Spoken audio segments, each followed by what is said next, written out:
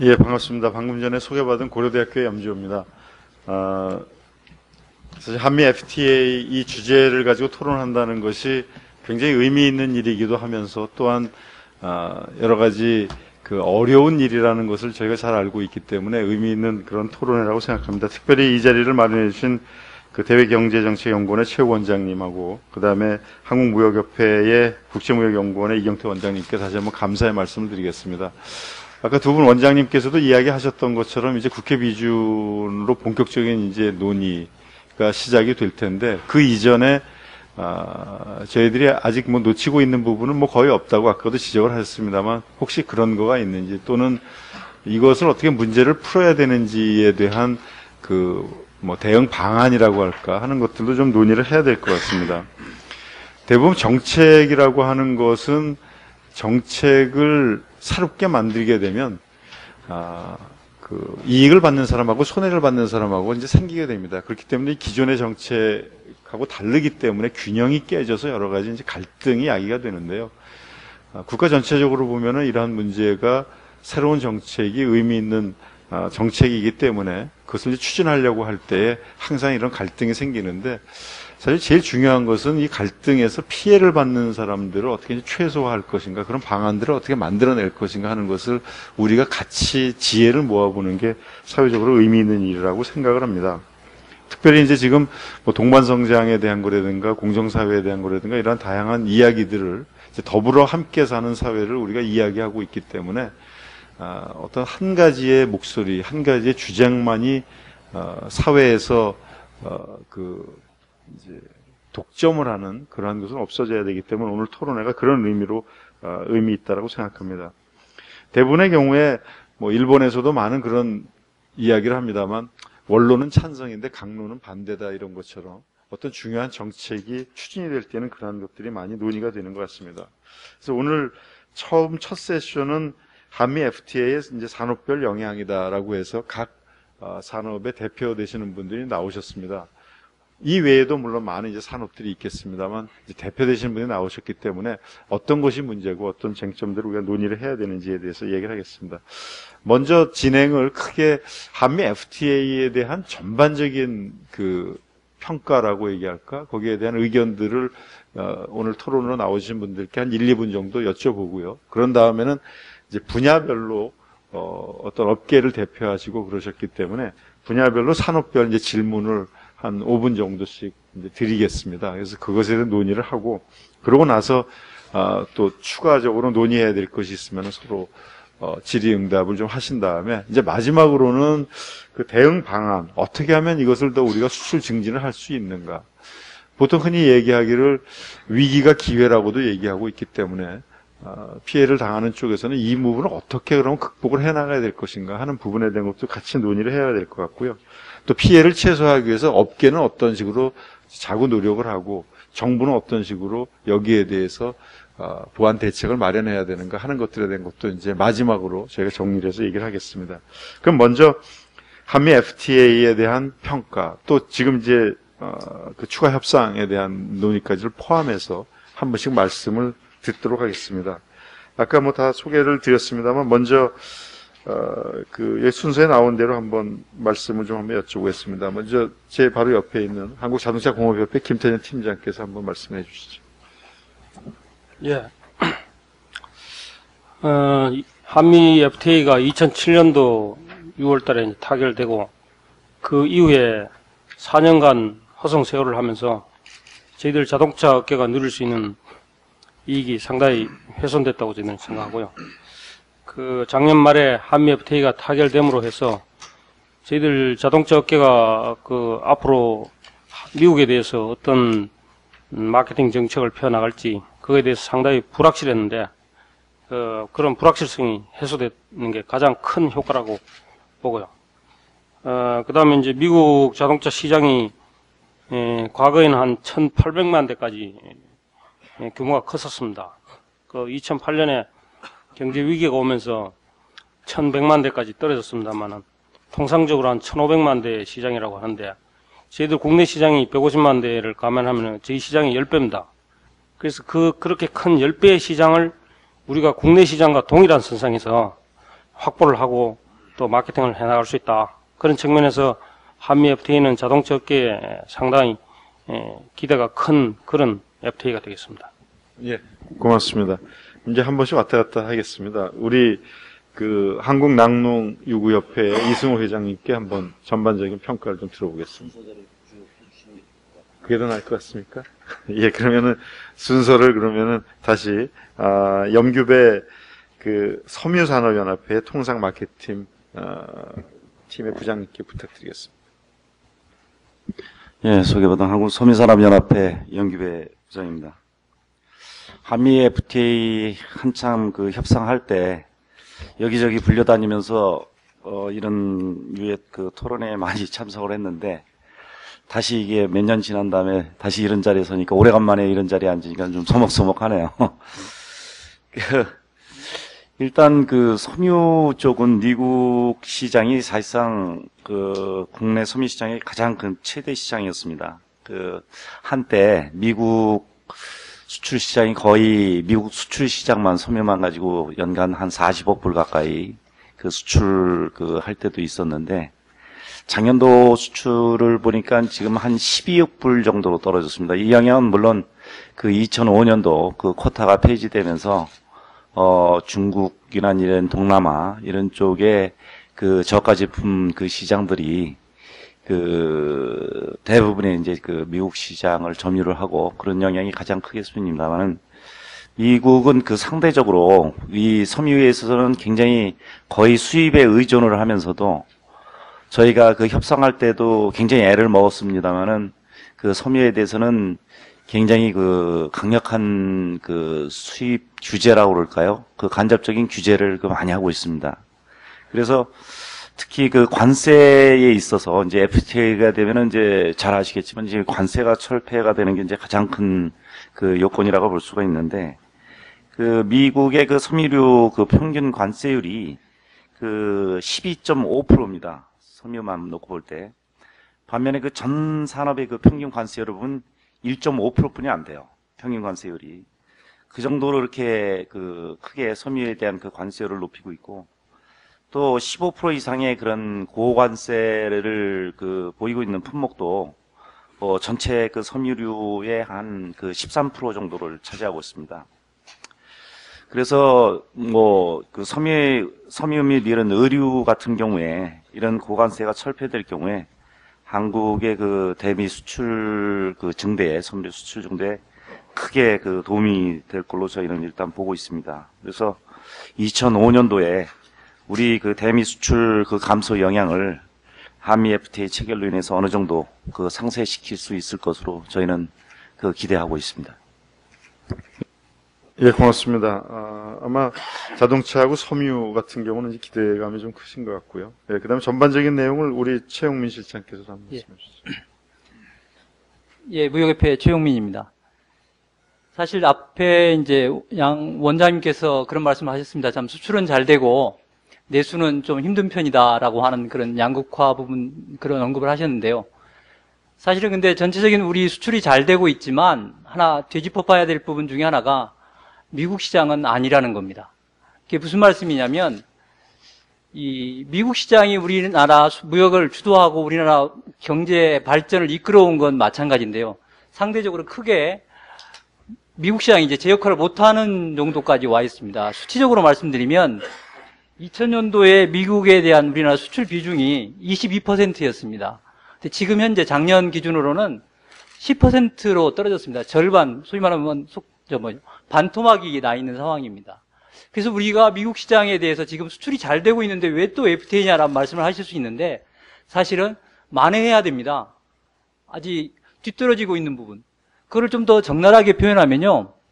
일단 우리가 중화권 시장 하면 좁게 보면 중국 본토와 대만, 홍콩 정도를 이야기할 수 있는데요. 이 세 군데를 합치면 우리 수출 시장이 30%를 점합니다. 근데 미국은 그거의 3분의 1밖에 안 됩니다. 미국 시장이 그렇게 우리 전통적으로 우리 수출을 뒷받침해줬던 시장인데 지금은 중화권 시장, 중국 시장의 3분의 1 정도밖에 안 돼서 오히려 기여율이라고 할까요? 우리 수출을 늘리는 데 있어서는 참 미국이라는 그런 이름에 걸맞지 못하는 점점 멀어지고 점점 작아지는 그런 시장이 되고 있는 부분을 부인할 수 없습니다. 따라서 한미 FTA를 통해서 이 쏠림 현상에 대한 이 반전의 그런 기회를 마련한다고 생각하고요. 또 하나는 점점 우리가 선진국 시장은 안 되고 자꾸 개도국 시장, 신흥 시장으로 가야 되는 거 아니냐 하면서 중소기업들이 설당이 점점 없어지는 부분이 있는데, 사실은 이런 FTA를 기회로 해서 이 선진국 시장도 뭐 EU 시장도 마찬가지겠지만 좀 더 공격적으로 나서서 어떤 재도전의 이 회자 부활전의 그런 기회를 가진다 할까요? 이 미국 시장에서 다시 한번 재기할 수 있는 그런 모멘텀이 됐으면 하는 생각입니다. 또 하나는 우리가 사실 또 하나 쏠림 중에 큰 거 중에 하나가 우리가 상품 무역에 대한 쏠림 현상이 상당히 심각합니다. 이 10대 무역국 중에 서비스 무역하고 상품 무역의 격차가 가장 큰 나라가 우리나라입니다. 상품 무역만 너무 강조했던 부분인데요. 이 한미 FTA는 우리한테 그 서비스 부분에 대한 어떤 경쟁력을 제고할 수 있는 커다란 그 기회를 제공한다고 생각합니다. 저는 이런 이야기 합니다. 축구에서 아르헨티나가 아주 잘합니다. 그런데 무역에서는 아르헨티나를 한번 생각해 보면 1948년에 아르헨티나가 세계 7위였다고 합니다. 수출이. 작년에는 어디가 됐냐면 40위 정도 했습니다. 우리나라는요, 1948년에 우리가 수출 100위였었습니다. 그런데 지금은 작년에 우리가 수출 7위를 했습니다. 아르헨티나가 아시죠? 뭐 1938년에 지하철을 운행했던 국가를 선진국이었는데 우리와 정반대가 돼 있습니다. 그 차이는 뭐 우리가 교과서에 나오는 것처럼 수입 대체를 통해서 좀 걸어 담궈서 성장을 한 나라와 개방을 통해서 대외 경쟁력을 키운 나라의 차이라고 합니다. 지금 현재 7위와 어떤 아르헨티나의 그 40위 가까운 그 후퇴, 이런 부분들을 생각한다면 우리가 제품 무역, 그다음에 서비스 무역의 어떤 균형적인 발전을 통해서 그 한미 FTA라는 그런 좋은 그런 디딤돌을 통해서 그런 부분으로 나갈 수 있는 기회가 된다고 생각합니다. 예, 세 분 말씀은 다 이제 한미 FTA에 대해서 긍정적인 입장, 또 여러 가지 기회가 된다라는 그런 말씀을 해주셨습니다. 이제는 저기 한국낙농유구협회 이승호 회장께 마이크를 넘기겠습니다. 네. 먼저, 이 FTA 그러면은 가장 토론회장을, 점거해서, 파토를 내왔던, 장본인이기도 합니다만은 이 자리에서 직접, 토론을 해서 정확하게 의사전달을 좀 할 필요성이 있다라고 해서, 제가, 기꺼이 참여를 했습니다. 아마 제가 참여를 안 했으면은 오늘 판 깨졌습니다. 그래서 일단 판 깨지 않고 의사전달을 좀 이렇게 하도록 하겠습니다. 지금까지 이렇게 앞에서 얘기하신 분들, 또 여러 가지 산업에 종사하시는 산업의 차이점이 있겠습니다만은 그분들은 물론 당연히 하자적이고 또 긍정적인 생각을 갖고 준비를 하시겠습니다만은 4년 동안 2006년도 3월서부터 FTA가 제기하면서 논의를 여러 가지 과정을 거쳐왔고 또 토론회도 상당히 많이 했습니다. 공청회도 많이 했고 그러한 과정에서 저희 농민단체라든가 저희 피해보는 산업에서는 선대책 후 비준을 강력히 요구를 해왔습니다. 그러한 가운데 정부에서는 FTA 비준을 통과하면서 사실은 여러 가지 대책을 강구하고 있다고 하지만은 피해를 보고 있는 저희 산업에서는 전혀 대책이 강구되지 않았음을 저는 이 자리에서 분명히 밝힐 수가 있습니다. 말로는 대책을 여러 각도로 강구를 하고 있지만 실질적으로 피해를 보고 있는 우리 농가들이라든가 이런 단체에서는 전혀 느끼지 못하고 있는 그런 상황 속에 있습니다. 물론 여러 가지 허송세월이라고 말씀을 하셨는데요. 그것은 저희는 허송세월이라고 생각을 하지 않습니다. 왜냐하면은 저희가 그동안 한미 FTA를 반대해오고 했던 것은 물론 범국가 차원에서는 또 그런 수출과 내수 시장을 아마 우리 여러 번 말씀을 하셨습니다만은 저희가 3년 전에 저희가 성명서를 발표했습니다. 왜 내수 시장이 어렵냐를 제가 말씀을 잠깐 드리겠습니다. 수출은 확대됐고 좀 늘었겠죠. 그렇지만은 내수 시장은 그만큼 수입의 자리가 높아지는 겁니다. 저희가 강남권에 그 당시에 강남권에 외제 수입차가 50% 이상을 차지할 것이다라는 얘기를 했습니다. 저희 자동차 보험료 올렸습니다. 왜? 수입차 들이받으면은 대물 보험료 갖고 우리가 기존에 있는 보험료 갖고는 되질 않습니다. 그래서 외제 수입차와 사고 날 것을 대비해서 저희는 보험 수가를 올렸어요. 금액을 상향 조정했습니다. 그게 왜 그러겠어요? 그만큼 지금은 수입차에 저희 국내에 돌아다니는 비중이 그만큼 높아지고 있다는 말씀을 드리고 싶습니다. 그리고 또 한 가지, 아까 우리 자동차에 우리 계신 김태년 우리 팀장님께서 말씀을 하셨습니다만은 지금 FTA로 인해서 가장 수혜를 보는 자동차 산업이 가장 피해를 보고 있는 저희 낙농 산업을 다시 한번 밟았습니다. 아마 여러분들 이해를 못 하실 것 같은데 광고 보셨을 거예요.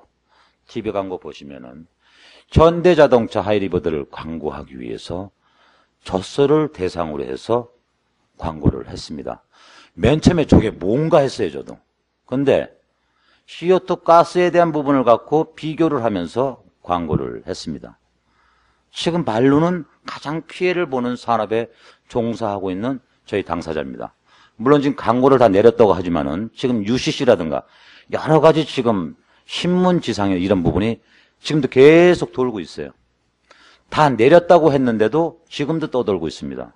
그래서 더 이상은 못 참겠다. 울고 싶은데 아주 야무지게 한 대 때려주더라고요. 그래서 저희는 그것을 갖고 계속 울기로 이렇게 했습니다. 그래서 우는 놈한테 못 당한다고 한번 저도 그 문제 갖고는 한번 강경 대응을 계속 할 것이고요. 그래서 가장 수혜를 보는 자동차 산업이 가장 피해를 보는 우리 산업, 축산을 다시 한번 밟았어요.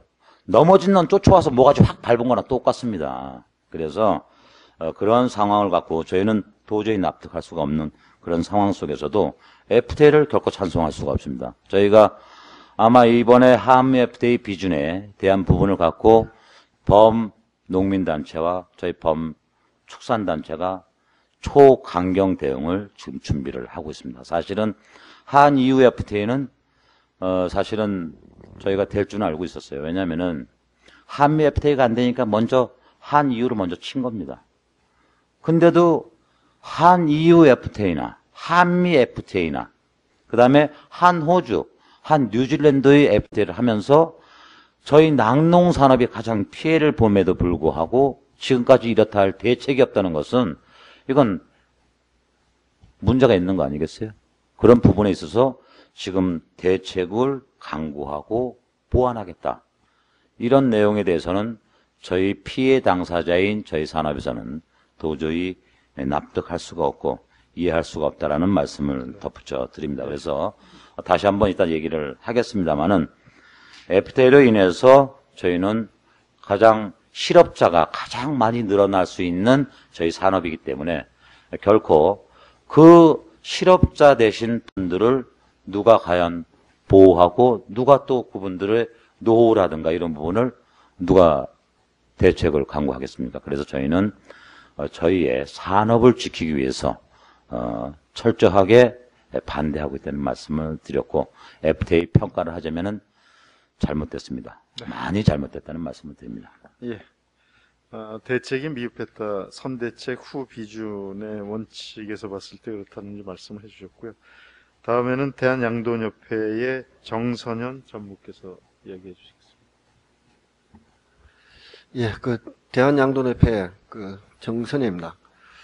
오늘 이 FTA 이 토론회 자리에 이렇게 저희가 저희 낙농유구협회 이승우 회장님하고 같이 앉을 수 있다는 게 참 4년 전에는 꿈도 못했던 겁니다.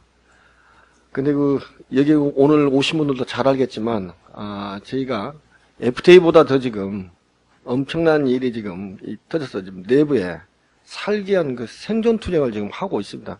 잘 아시겠지만 작년 11월 말에 구제역 때문에 우리 양돈 농가는 전체 사육투수의 30%를 지금 땅에 묻었습니다.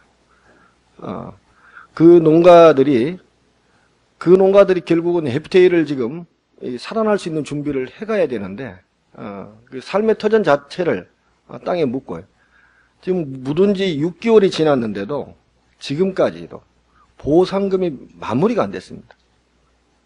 이렇다 보니까, 농가의 어떤 그 생활안정은 두 번째 치고, 이 FTA, 이거는 생각지도 좀 못하는 그런 지금 처한 입장에 지금 돼가 있고요. 또한 지금 정부는 돼지고기 값이 이렇게 급등한다고 수입을 하고 관세까지 지금 관세 몇 년 뒤면 이 FTA 되면 다 없어집니다. 그것까지도 지금 없으면서 지금 물가 안정 차원이라는 그런 접근으로 우리 농업에 대해서는 좀 상당히 문제 있게 지금 진행되고 있습니다. 그래서 제가 오늘 이 자리에서 말씀을 좀 드리고 싶은 거는 요즘 이게 그 사회 현상에서 공정사회를 많이 지금 이야기를 하고 있지 않습니까? 자, 공정사회가 지금 되고 있는지를 한번 이 자리에서 한번 묻고 싶습니다. 지금 오늘 여기에 그 FTA 자동차 산업도 이렇게 나와 계시지만 우리나라가 이 자원도 없는 나라가 오늘날 세계에 견줄 수 있는 이 자동차 산업에 그 앞장선 그런 선진 나라로 발전되기까지 정부가 얼마나 많은 투자를 했겠습니까? 지금 여러분께서 돌아다니는 도로 정부가 그 국민 세금 가지고 다 깔아줬어요. 그렇기 때문에 이 자동차 산업이 오늘날 이만큼까지 발전이 되고 또 세계 시장에 미국 시장을 넘나들면서 이렇게 갈 수 있도록 만들었어요. 그러면 농업이라는 식량이거든요. 이건 식량은 에너지와 식량을 안보 차원으로 국가에서 좀 접근을 해줘야 되는 입장이잖아요. 그러면 식량 중에 단백질 식량인 축산업이 이게 제대로 쓰려면 부분적으로 꼭 해야 될 그 사업들이 있습니다. 그 부분을 저희가 2007년 FTA가 나올 때 해달라고 수차 요구를 했어요. 4년이 지났는데 과연 얼마나 이행이 됐겠습니까? 계속 119조 원, 몇 조 원, 국민들이 생각할 때는 뒤로 자빠질 만큼의 예산이 많이 책정되고 집행되는 것 좀 되고 있지만 실제 그 산업의 FTA를 위한 경쟁력적으로 지금 집행된 게 몇 푼이나 있겠습니까? 아마 자료를 확인해 보시면 놀라실 것이고요.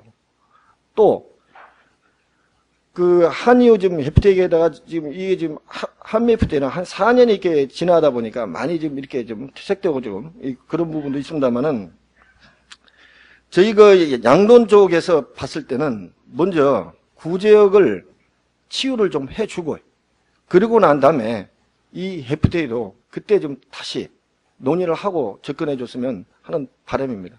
이따 또 기회가 되면 또 말씀드리겠습니다. 예, 고맙습니다.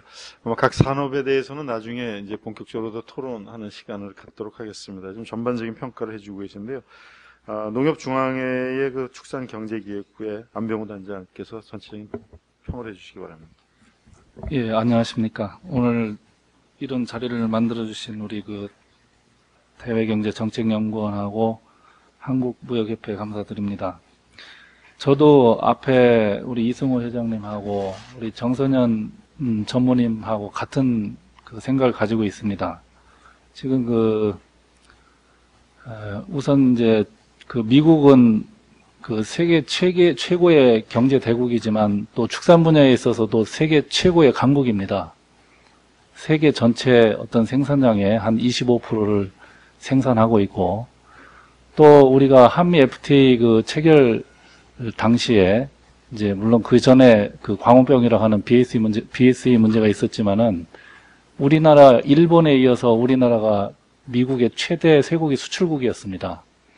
한미 FTA는 우리가 그 이전에 6월 그 협상부터 거슬러 올라가 보면은 우리나라 축산업이 어떤 걸음마 단계에서 사실 개방이 되기 시작했습니다. 2001년도에 어떤 관세 부분을 제외하고는 이제 대부분 개방이 됐는데 2004년도에 한칠 FTA에 이어서 2007년도, 6년도에 한미 FTA 협상이 있었습니다. 관세 부분도 이제 다 이제 철폐하라는 거죠. 우리 축산농가들은 이 기초 단계에서 상당히 지금까지 6월 이후에 여러 가지 그 살아남기 위한 자구노력 내지 개혁을 해왔고 상당히 그 힘든 그 어떤 몸부림을 쳐왔습니다. 그런데 2007년도 우리가 아까 이승호 회장 말씀하셨지만은 한미 FTA 되면서 우리가 선대책 후협상을 생산단체는 주장을 했습니다. 우리가 그 근저에는 우리가 농업이라는 어떤 특수성이 있는데 사실 모든 산업은 영국이 갈 수 없습니다. 그렇지만은 농업은 인간이 필수적으로 가져가야 될 산업입니다. 그 유명한 경제학자도 농업의 발전 없이는 선진국에 진입할 수가 없다 그랬는데 우리가 한미 FTA가 되면서 우리 농촌의 어떤 그런 불균형적인 산업 간의 불균형을 좀 해소하기 위한 어떤 그런 지원 대책 같은 것이 물론 이제 그 당시에 21조인가 그 한미 FTA 대책 그 자금이 있었습니다. 투자 계획이 있었는데 이번에 한 EU 또 한 칠레 해서 한 칠레가 그때 11조인가 되고 기억이 잘 안 납니다만은 한 EU 또 2조 투자 계획이 수립이 됐습니다. 그렇지만은 그 투자 계획은 사실 실효성을 좀 검증을 해봐야 되고 또 상당 부분 중복되는 부분이 많습니다. 그래서 이런 어떤 그 산업 간의 불균형 또 산업 간의 어떤 갈등, 계층 간의 어떤 갈등 이런 걸 해소하기 위해서라도 먼저 우리 한미 FTA는 그러한 사전에 어떤 그 피해 산업, 취약 부분에 대한 어떤 지원 대책을 좀 적극적으로 강구하면서 이 어떻게 보면 정부의 역할이라고 할 수 있습니다. 이런 부분이 병행이 되면서 추진이 되어야 마땅하다고 생각합니다. 이상입니다. 예, 고맙습니다. 뭐 한 세 분이 이제 약간 상반되는 이제 의견을 가지고 계시고요. 물론 이제 입장이 있으시니까 이제 긍정적인 평가, 그다음에 부정적인 평가인데 그 부정적인 평가에서 이렇게 나오는 이야기들을 들어보면은 대부분 이제 정부의 대책이 충분하지 않기 때문에 그렇다. 이건 어쩔 수 없는 그 FTA 같은 것에 대해서 어쩔 수 없는 거지만 그렇다라고 이제 얘기를 하시는 것 같고요. 아까 이제 한 가지 좀 약간 불만스러운 거에 대해서는 우리 이승호 회장님께서는 정말 이렇게 같이 다 성장을 해야 되는데 자동차 같이 제일 이익을 받는 데서 가장 피해를 받는 데를 그런 식으로 한 것에 대해서 감정적으로 좀 불만이 있다 이런 말씀까지도 해주셨습니다. 이제 그런 걸 포함을 해서 같이 우리 사회가 문제를 좀 풀어나가야 될 것 같습니다. 조금 더 구체적인 얘기로 들어가기 위해서 산업별로 이게 한미 FTA를 했을 때 어떤 효과가 있는지에 대한 걸 좀 논의를 좀 해봐야 될 것 같습니다. 먼저 염규배 부장님께 이제 섬유에 대한 걸 좀 한번 여쭤보겠는데, 섬유, 저희가 조사한 거에 의하면은, 얀포드나 이제 파이버포드 같이 원산지 규정을 지켜야지만, 그러니까 다른 나라 거를 가지고 와서 하는 게 아니고 우리나라 거를 해야지만 이제 한미 FTA에서 혜택을 받을 수 있다라고 하는데, 그렇게 하면은 실제로 우리 요즘 중국 거 많이 쓰고 그러는데 이제 수출에서 어려움이 있는 거 아니냐, 이런 것하고요. 또 다른 하나는 이제 세이프가드나 쿼터 이런 거 회피하기 위해서 이제 우회 수출을 우리가 이제 많이 하기도 했고 또 다른 나라들도 하고 있는데 이런 것에 대해서 이제 FTA가 타결이 됐을 때 어떤 영향이 있는지 그 대응은 어떻게 하고 계시는지 이런 거에 대해서 좀 전반적인 섬유 산업에 대한 걸 좀 얘기를 해주시면 좋겠습니다. 최대한 5분 정도 안에 좀 끝내주시면 좋겠습니다.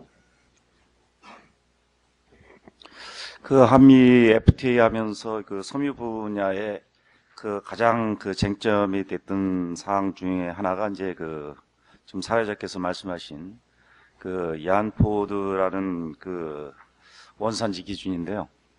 이제 이 얀포드라는 건 뭐냐면 이 미국은 어느 나라랑 이 FTA를 하더라도 이 섬유 분야 부분은 거기다 얀포드를 원사 기준을 이제 기본으로 하고 있는데요.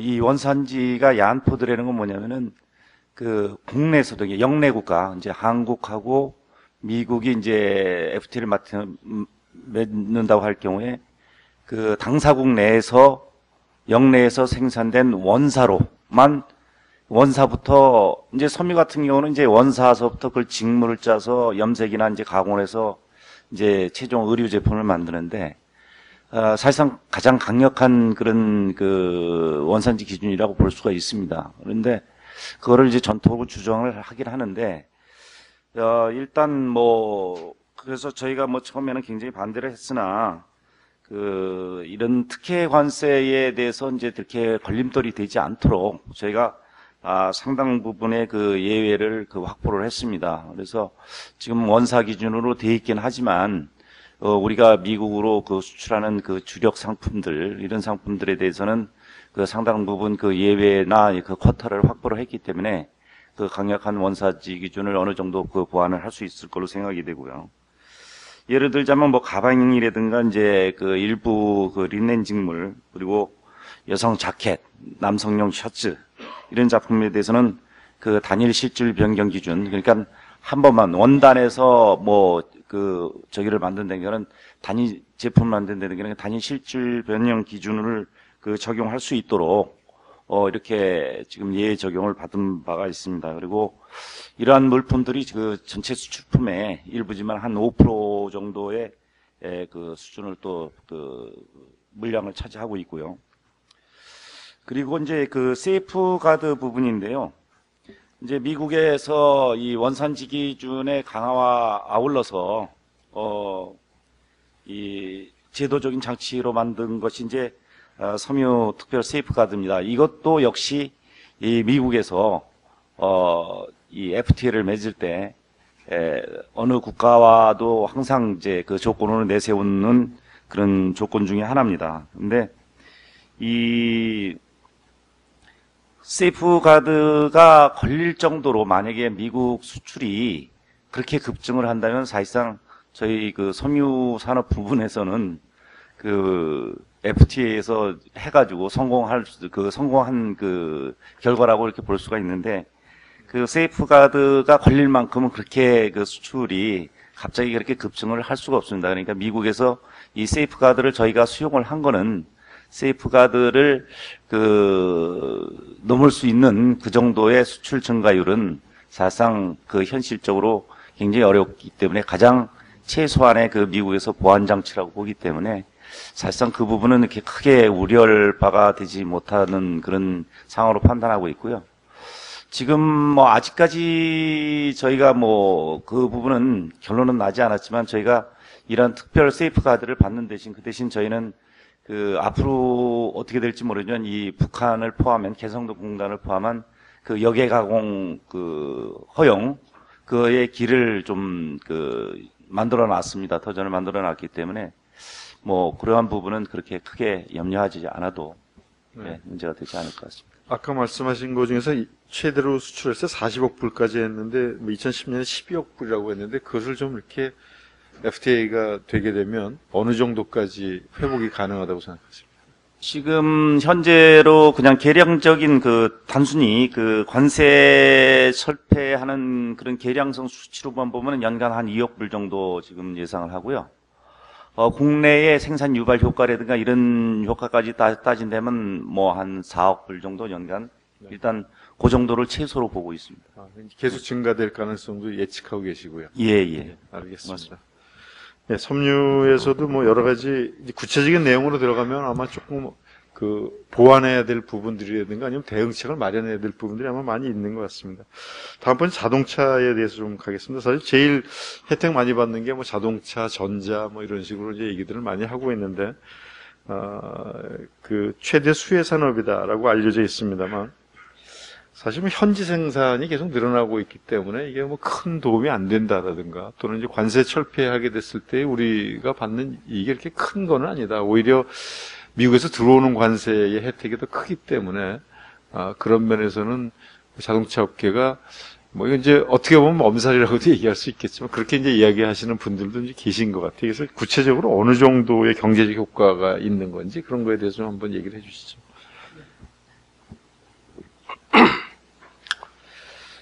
저희들이 미국으로 자동차 수출이 작년에 부품을 포함해서 108억이었습니다.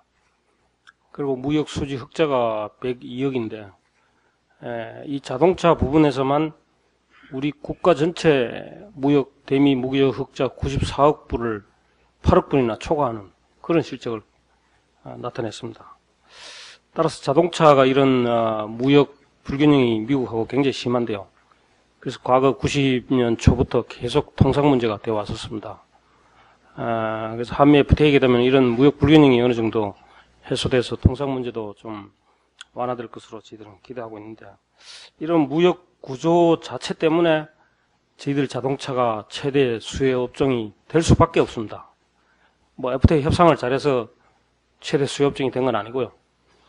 FTA를 하지 않더라도 자동차 부분은 최대 수혜 업종이 될 수밖에 없습니다.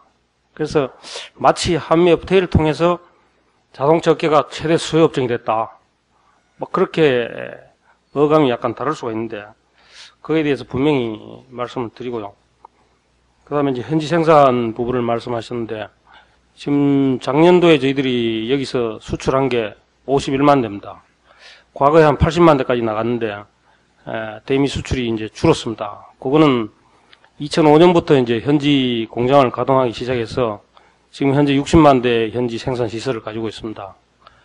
물론 이제 2005년부터 현지 가동을 하면서 여기서 수출이 줄어든 부분도 일부 있습니다만은, 가장 큰 원인은 미국의 그 경제 위기 때문에 2008년 이후에 급속히 수요가 떨어졌습니다. 그건 뭐 전 세계적으로 자동차 수요가 떨어졌기 때문에 대미 수출이 그 과거 80만 대에서 50만 대로 줄어들었고요. 지금 금년에 한 현지 생산이 한 45만 대, 여기서 수출하는 게 한 60만 대 정도가 될 것으로 보는데, 앞으로 그러면 한미 FTA가 되면은 현지 생산이 계속 늘어나고 수출이 줄어들지 않겠느냐.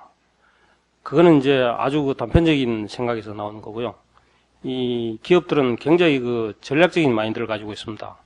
현지 생산을 할 거냐, 또 여기서 수출할 거냐 하는 건 그야말로 마케팅 전략에서 나오는 거지, 뭐 FTA가 됐다고 해서 수출을 늘리지 않고 현지 생산 쪽으로 많이 하겠다, 그거는 뭐 기본적인 논리에도 맞지 않고요. 오히려 관세가 떨어지면은 수출이 늘어나지 현지 생산이 늘어날 수가 없습니다. 그래서 그건 기본적인 논리상으로도 맞지 않고, 또 이 미국 시장이 완전 경쟁 시장이기 때문에 지금 완성차 관세율이 2.5%입니다만은 2.5%가 별 효과가 있겠느냐, 이런 의문을 많이 하시는데, 지금 현재 미국에서 우리가 경쟁하고 있는 국가가 일본입니다. 미국이나 유럽 업체가 아닙니다. 유럽이 현지에서 한 80만 대 정도를 팔고 있고요. 미국이 과거에 자기들 자동차를 70% 시장을 장악하고 있다가 최근에는 한국과 일본 때문에 50% 이하로 떨어졌습니다. 그 중심에는 일본 자동차가 있습니다. 우리가 미국에서 일본 자동차하고 굉장히 치열한 가격 경쟁을 펼치고 있습니다. 예를 들어 우리가 많이 이제 타고 다니는 소형차 아반떼가 있고 엑센트, 이런 차는 미국 시장에서 이제 도요타 야리스하고 경쟁을 하는데 그 가격 격차가 없습니다. 0.5% 미만입니다.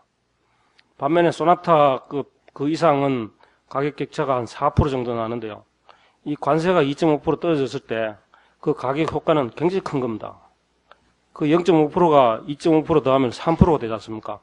저희들이 3% 가격 격차를 벌이고, 또 대형차 같은 경우에는 6% 이상의 가격이 벌어졌을 때 그 소비자들이 한국차를 선호하게 될 수밖에 없고요. 최근에 또 이제 일본이 대지진 사태 이후로 일본 차에 대한 그 신뢰도가 상당히 좀 추락한 측면이 있습니다. 이런 기회에 저희들이 한미 FTA가 발효됐을 때 저희들은 완전히 날개를 달아주는 거죠. 그러니까 미국에서 굉장히 우리가 시장을 확대할 수 있다. 저희들 자동차 업계들은 그동안 굉장히 아까 정부 정책으로 뭐 도로 말씀하고 하셨는데, 정부 정책도 이제 성장 초기에는 도움이 됐습니다. 그렇지만 90년대 이후에 들어와 갖고는 저희들 자동차 업계 자체적인 노력, 기술 개발과 품질 개선, 이런 부분이 굉장히 효과를 봤고요. 최근 미국에서 나오는 모든 지표를 보면은 우리 국산 자동차가 1, 2, 3위를 달리고 있습니다. 소비자들이 선호하는 자동차 속에도 3위 내에 들어가 있고, 또 IQS라고 미국에서 품질 테스트를 하는 게 있는데, 거기서도 미국 차, 유럽 차를 제치고 우리 차가 일반 브랜드에서는 1위를 차지하고요. 럭셔리 브랜드까지 해서도 우리가 3위를 차지하고 있습니다. 그런 경쟁력을 갖고 가격 경쟁력을 있기 때문에 만약에 관세가 2.5% 떨어지면 우리 자동차는 굉장히 효과를 볼 것이다. 특히 부품이 지금 전체 수출의 한 40%를 차지하는데요. 작년에 한 41억 불 정도를 했는데, 부품은 발효가 되면 바로 관세가 철폐됩니다. 완성차는 4년 후에 관세가 없어지지만, 그래서 관세 쪽이, 이제 부품 쪽이 완성차보다는 오히려 더 효과가 크지 않을까, 저희들은 그렇게 보고요. 특히 최근에 이제 미국 업체들이 부품 공급선을 한국 업체로 많이 돌리고 있습니다. 그건 유럽 업체, 뭐 전 세계적으로 마찬가지인데요. 그거는 이제 일본의 그 부품 조달의 불안정 문제, 또 가격 대비 품질이 우리 한국산 부품이 세계 최고의 그 경쟁력을 가지고 있습니다. 그래서 앞으로 미국이 FTA가 되면은 저희들 부품이 굉장히 큰 폭으로, 완성차보다 더 큰 폭으로 증가할 것이다, 이렇게 보고 있고요. 그다음 수입 관계를 말씀하셨는데, 미국 차가 이제 FTA가 발효돼 가지고 5년 지나면 이제 저희들 관세가 8%가 이제 철폐됩니다. 관세 8%가 철폐되면 소비자 가격이 한 7.4% 떨어지는데요. 그럼 미국 차의 평균 가격을 보면은 한 200만 원에서 500만 원 떨어질 수 있는 그런 여력이 생깁니다. 그래서 물론 이제 그런 그만한 가격이 떨어지면은 국내 소비자들이 미국 차를 많이 사지 않을까 이렇게 생각할 수도 있지만은 국내 시장의 그 수입차 경쟁력 구조라든지 또 우리 차의 경쟁력을 봤을 때 미국 차의 수입 효과는 아마 굉장히 미미할 것이다. 저희들은 이렇게 보고 있습니다. 예, 시간이 많이 가서 이제 추가적인 질문은 안 하고요. 다시 이제 그 낙농하고 유규 산업에 대해서 이승호 회장께 좀 여쭤보겠습니다. 일반적으로 낙농 부분은 뭐 한 EU FTA하고 비교해 볼 때 미미하다라고도 볼 수 있는데 아까도 이제 뭐 다른 말씀이 있었습니다만 이제 미국이 가장 큰 시장이고 어떠면 생산 뭐 공장처럼 돼 있다 이렇게 하는데 이제 그 부분에 대해서 한 EU FTA보다 한미 FTA가 더 심각하다라고 생각하시는 그런 측면이 있는 건지 그거 한 부분하고요. 앞으로 이게 더 확대가 돼서 이제 더 축산을 더 많이 하고 있고 뭐 아주 대표적인 산업으로 하고 있는 호주나 뉴질랜드하고도 계속 FTA를 하게 될 때 그 낙농 또는 그 유구 협회에서는 어떻게 대응을 해야 되는지 이게 어떤 문제인지 그 산업에 미치는 영향 같은 건 전반적으로 좀 한번 얘기해 주시죠. 네, 고맙습니다. 저희 한EU와 한미를 비교를 한다면은 굉장히 큰 폭의 피해를 차지할 수가 있습니다. 왜냐하면은 그동안에 한미 FTA를 전개하면서 또 한EU를 전개하면서 한미 FTA는 저희 TRQ 물량, 무관세 물량을 진짜 어마어마하게 내줬습니다. 분유 지금 관세가 176%의 관세를 제로 베이스를 맞춰서 지금 내주고 있기 때문에 가장 많은 피해를 볼 수밖에 없고 또 가장 많은 물량을 내줬기 때문에 그 피해는 더 클 수밖에 없다. 그 다음에 한EU 같은 경우에는 한미를 잘못 협상하는 바람에 챙긴다고 챙겼지만 한EU 때도 한미 FTA에 똑같은 양의 TRQ 물량을 달라고 했습니다만은 나름대로는 뭐 선방해서 좀 챙겼습니다. 챙겼지만 그래도 그 물량 자체가 저에게는 그 미치는 영향이 크다는 얘기죠. 그리고 기본적으로 지금 내준 물량이 한미의 내준 물량이 기본적으로 저희가 지금 모자라는 100만 톤에 대한 부분이 한미유로 채워질 수가 있습니다. 그럼 앞으로 전개되고 있는 한 호주나 또 한 뉴질랜드나 이런 부분에 있어서는 이제 그러한 무관세 물량이 대량 들어왔을 때 물론 저희는 사실은 자꾸 저희 수익이 줄 수밖에 없는 상황이고 그 부분으로 사실 또 가장 수혜를 보는 게 뭐 자동차가 아닌 유업체가 또 수혜를 또 볼 수밖에 없습니다. 그렇지만 그런 유업체와 농가의 상생기를 가는 길에서는 사실은 뭐 일부 필요하겠지만은 그러한 부분을 대량 무관세로 176%의 관세를 내고 들어와야 되는 부분을 제로로 아주 그냥 무관세로 들여오기 때문에 그 피해는 뭐 이루 말할 수 없는 상황이고요. 그 다음에 저희는 분유만의 문제가 아닙니다. 저희 같은 경우에는 생크림, 버터, 치즈 여러 가지 종류가 있기 때문에 그러한 물량을 종합적으로 다 포함을 한다면은 진짜 어마어마한 상황의 물량이 될 것이고요. 그 다음에 그러한 부분을 아까도 얘기했습니다만은 수출과 또 수입과 내수의 시장을 저희는 세 가지로 볼 수 있다고 생각을 하면은 저희는 가장 중요한 것은 내수 시장이라고 볼 수가 있습니다.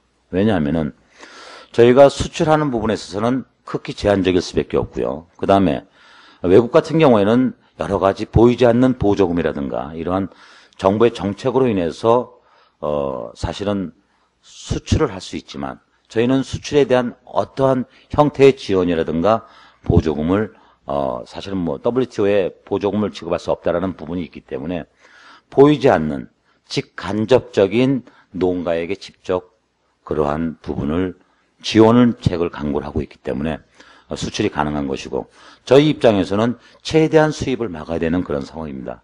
지금도 많은 물량이 잉여가 되고 있는 상황 속에서 사실은 구제역 때문에 지금 약간 뭐 우유가 부족하다 이렇게 얘기를 하고 있습니다만은 조금 있으면은 또 우유가 남는다고 난립니다. 그러한 가운데 모든 그 배정권이라든가 이러한 그 수입 분야로 인한 그 피해는 바로 부메랑으로 저희한테 돌아올 수밖에 없기 때문에 그 피해의 물량과 금액 이런 부분을 산출하는 것은 저희는 사실 숫자에 불과하다고 생각을 할 수 있고요. 저희가 피부로 느끼는 체감 온도는 거의 사망 신고를 해야 되는 그런 상황 속입니다. 아까 우리 자동차 협회에서는 FTA가 굳이 아니래도 가장 수혜를 보는 산업은 자동차일 수밖에 없다. 물론 공업적인 접근에 접근해서 수출을 원만하게 잘 하고 있고 또 외국에서 마케팅 전략을 잘 폈기 때문에 그러한 부분에 있어서 기본적으로 하고 있겠습니다만은 사실 그렇게 FTA를 전개하면서 날개를 단다고 했습니다. 저희는 FTA를 전개함으로 해서 저희는 땅속으로 묻히는 겁니다. 그러한 상반된 지금 산업에 대한 구조 속에서 이렇게 있기 때문에 그러한 문제가 사실은 저희는 심각하다는 말씀을 드릴 수가 있고요. 자료는 무지무지하게 이게 내가 두껍게 준비를 해왔습니다. 이거 얘기 다 하면은 욕할 것 같고요. 간단하게 줄여서 제가 또 요약해서 말씀을 드리겠습니다. 그래서 FTA에 대한 부분에 대해서는 저희가 사실 산업 기반이 사실은 무너지는 그런 상황 속이기 때문에 저희는 처절하게 반대할 수밖에 없는 거고요. 그다음에 현 정부가 그런 저희가 선 대책을 요구를 했을 때에 그러한 제도적이라든가 이러한 부분을 감안해서 앞으로 개방화 시대에 대비해서 우리가 이러한 대책이 필요하다, 이러한 제도가 필요하다라고 얘기를 했습니다마는 전혀 반영이 안 돼서 저희는 굳이 범국가 차원에서는 사실은 상당히 국가의 이익이 됐다, 이래서 해야 되겠다라고 하는 부분에 대해서는 일부 공감합니다. 이게 또 잘못하면 딱 잘려서 공감합니다 이렇게 나가는데 그래서 일부 공감은 합니다만은 가장 피해를 보는 저희 산업에서는 막을 수밖에 없습니다. 지금 이 자리에 계신 분들은 대다수가 지금 아마 여기에 연관되어 있는 분들이시기 때문에 저희가 이렇게 주저리저리 얘기하는 것도 사실은 별로 귀에 들어오지 않을 겁니다. 빨리 후딱해 쳐서 그냥 국회 비준 통과되면은 빨리 그냥 이렇게 우린 또 열심히 일하면 좋겠다라고 생각을 하시겠지만은 저희는 처절합니다. 그 처절함을 저희는 표현을 할 것이고 그 표현은 바로 여러분들이 앞으로 언론 지상에서 대하게 될 겁니다. 그래서 조금만 더 얘기할게요. 좀 인심 좀 쓰세요. 예, 그래서 저희가 그러한 피해를 많이 보고 있기 때문에 사실은 짧은 시간에 이렇게 많은 얘기를 하려니까 사실은 좀 제가 좀 말도 떠듬떠듬하고 이렇게 하는데 저 말 굉장히 잘하는데 굉장히 떠듬거리고 있어요. 근데 그만큼 피해를 보고 있기 때문에 사실은 여러분들에게 그 심각성을 전달하는 것이고요. 그 TRQ 물량에 대한 부분 에 대해서는 뭐 더 이상 거론 안 하겠습니다. 기본적으로 자료는 여러분들이 다 갖고 계시기 때문에 제가 얘기를 안 해도 다 아실 거고요. 특히 아까 세이프가드 문제를 저는 또 지적 안 할 수가 없습니다. 저희가 FTA 협상 때 세이프가드를 발동할 수 있는 제도를 마련해야 된다. 낙농 문제만큼은 또 다른 문제도 마찬가지지만은 우리가 협상 과정에서는 세이프가드를 발동할 수 있게 해야 된다라고 저희가 요구를 했습니다. 그렇지만 전혀 그 부분이 반영이 안 됐습니다. 많은 물량이 들어와도 저희는 아무 제재를 할 수 없고 어떤 호소도 할 수 없는 상황 속에서 모든 물량을 다 받아야 되고 그 물량은 매년 복리로 늘어날 수밖에 없습니다. 그러다 보니까 복리 3%로 늘어나는 물량에 대해서는 그 복리 3%가 굉장히 큰 부분이거든요. 그래서 그 부분도 저희가 무시할 수 없다는 부분을 갖고 말씀을 드릴 수가 있고요. 여러 가지 지금 문제점에 대해서는 상당히 많고, 또 저희 협회 입장이라든가 저희 농가 입장을 여기 다 지금 준비를 해왔습니다만은, 사실은 저희가 대책에 대한 부분에 대해서 아까도 얘기했습니다만은, 저희가 많은 비용을, 아니 뭐 20조를 쓰네, 21조를 쓰네, 추가 금액으로 몇 조를 더 얹었네라고 얘기하지만은, 사실은 어떠한 산업이든 간에 거기에 대한 제도입니다. 제도를 조금 보완을 했을 때에는 사실은 개방화 시대가 되더라도, 또 개방을 해서 저희가 우리가 국제 경쟁력을 갖추는 과정에서도 사실은 국내 먹거리 산업을 지킬 수 있는, 또 기본적인 식량 자금률을 갖고 갈 수 있는 부분을 전혀 고려하지 않았다. 그래서 아까도 얘기했지만은 뭐 80만 대, 뭐 100만 대, 1000만 대 얘기했지만은, 저희는 우리 국민을 먹여 살릴 수 있는, 5천만 국민을 먹여 살 수 있는 먹거리 산업에 종사하고 있는 분입니다. 여러분들 진짜 한 두 끼만 굶어보세요. 저는 사실은 앞으로 또 원유가 인상 때문에 단식을 하겠습니다만은, 제가 2번 우유값을 올렸습니다. 그때마다 단식을 했어요. 굶어보세요. 그거같이 서러운 거 없습니다. 여러분들이 지금 먹거리 산업을 가장 우습게 생각을 하고 있습니다만은, 이 어느 나라든 간에 지금 여러분들이 선진국 하는 그런 다 외국 선진국들이 농업을 포기한 선진국은 없습니다. 만약에 농업을 포기한 선진국이 있다면은 저한테 얘기하세요. 제 손에 장을 찢어버리려니까. 그래서 단호하게 말씀을 드리지만은, 우리도 먹거리 산업을 기본적으로 식량 자금률을 설정을 해서, 물론 많은 부분을 수입을 해옵니다만은, 그런 기본적인 식량 자금률을 설정을 하고, 그 다음에 일정 부분 수입을 해서 우리가 안정적으로 먹거리, 저희 음식 문화도 사실은 고쳐야 됩니다. 버리는 게 더 많습니다. 그래서 그런 음식 문화도 조금 개선할 필요성도 있습니다만은, 어쨌든 간에 한마디로 결론을 짓겠습니다. 이 한미 FTA를 비준을 원하시면은 선 대책을 좀 강구해 주시고, 그 다음에 말로만 대책을 강구했다고 합니다만은 우리가 피부로 느낄 수 있는 그런 대책이 강구돼야 됩니다.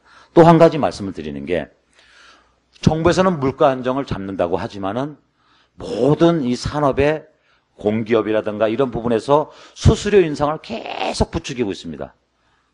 한쪽에서는 물가 안정해야 된다고 하면서 우리 생산을 하는 농가들을 확 누르고 있고, 그런 또 문어발 형태의 자회사라고 볼 수 있겠죠. 공공기업에서는 농가를 상대로 해서 수수료 인상을 지금 하고 있습니다.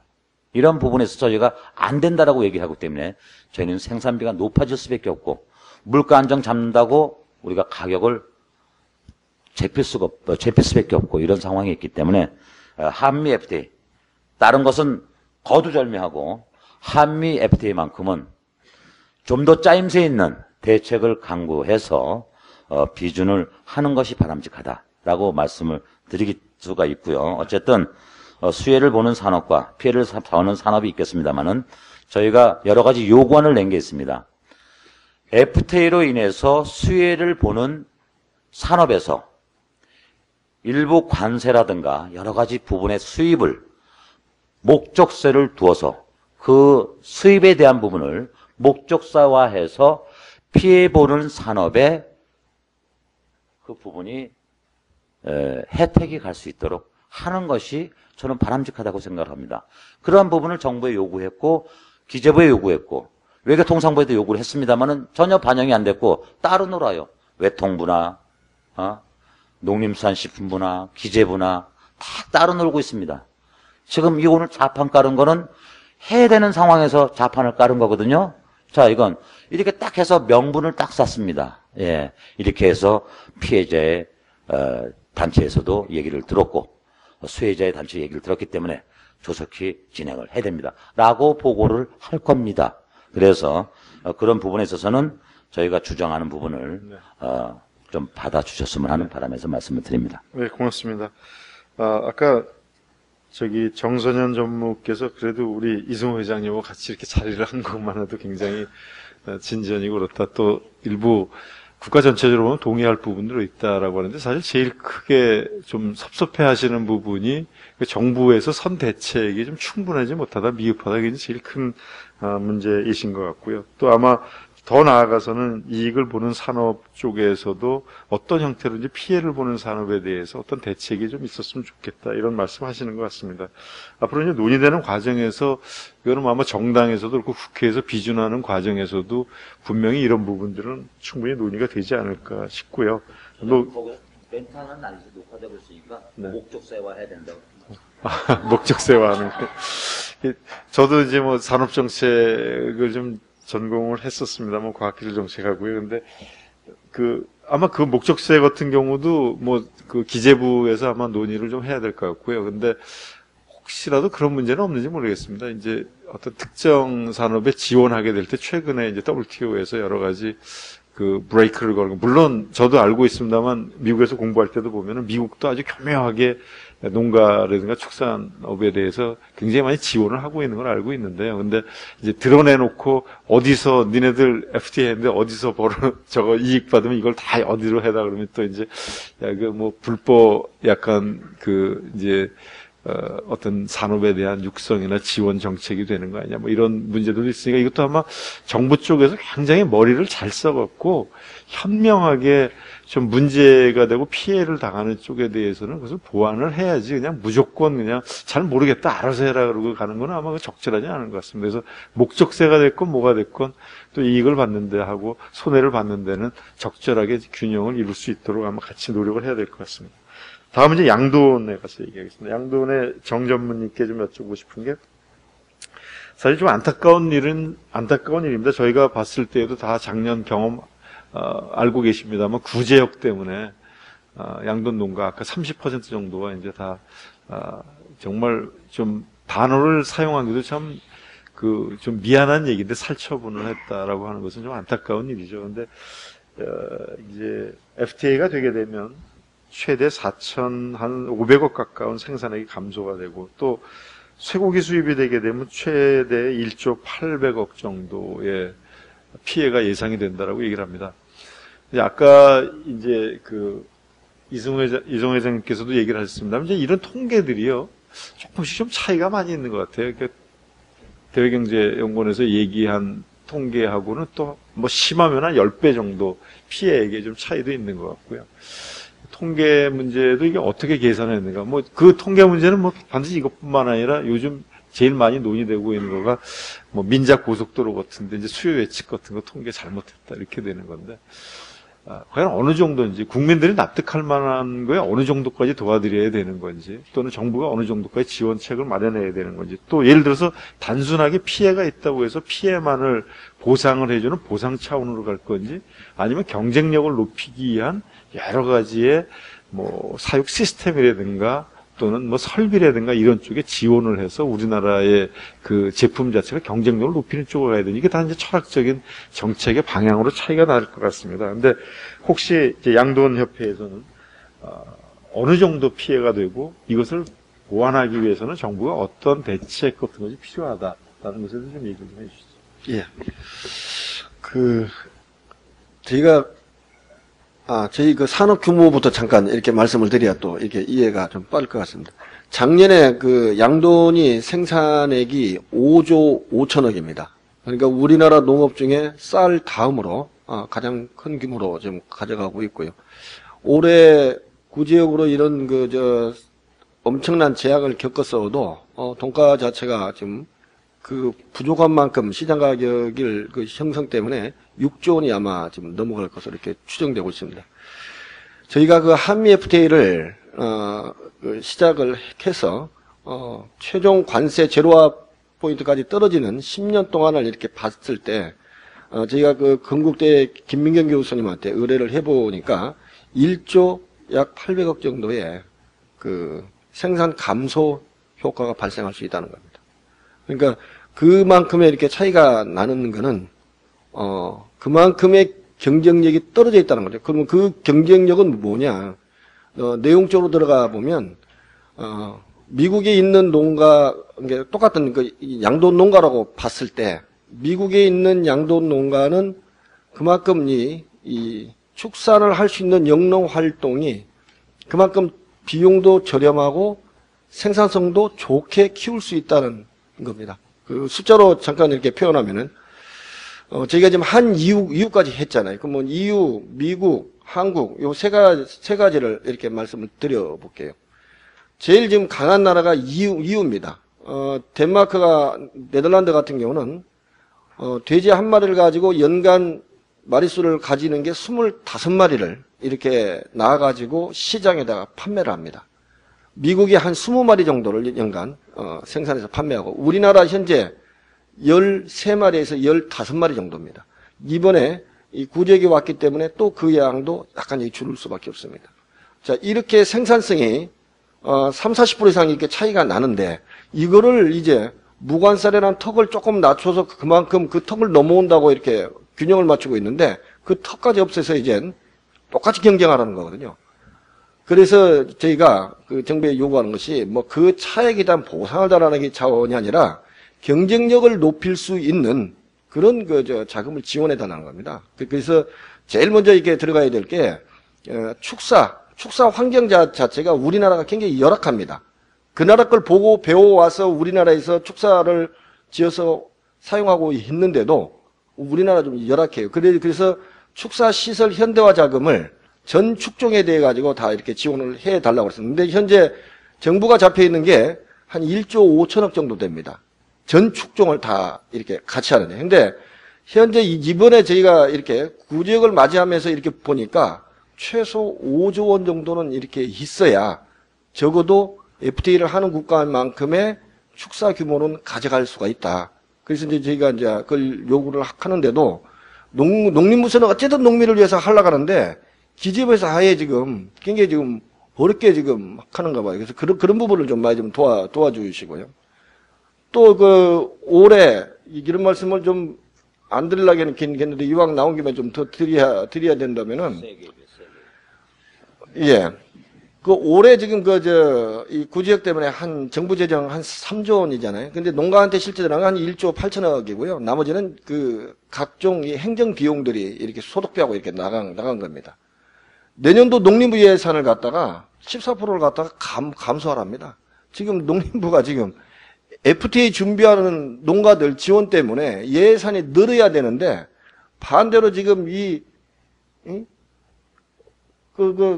쓰나미 같은 어떤 재앙 한번 이렇게 겪었다고 그거를 지금 농가 부담으로 이렇게 돈이 이건 FTA를 하고 있는 정부의 의지하고 이 농민을 생각하는 거하고 현장이 좀 안 맞거든요. 그래서 그건 좀 이렇게 말씀을 드리고요.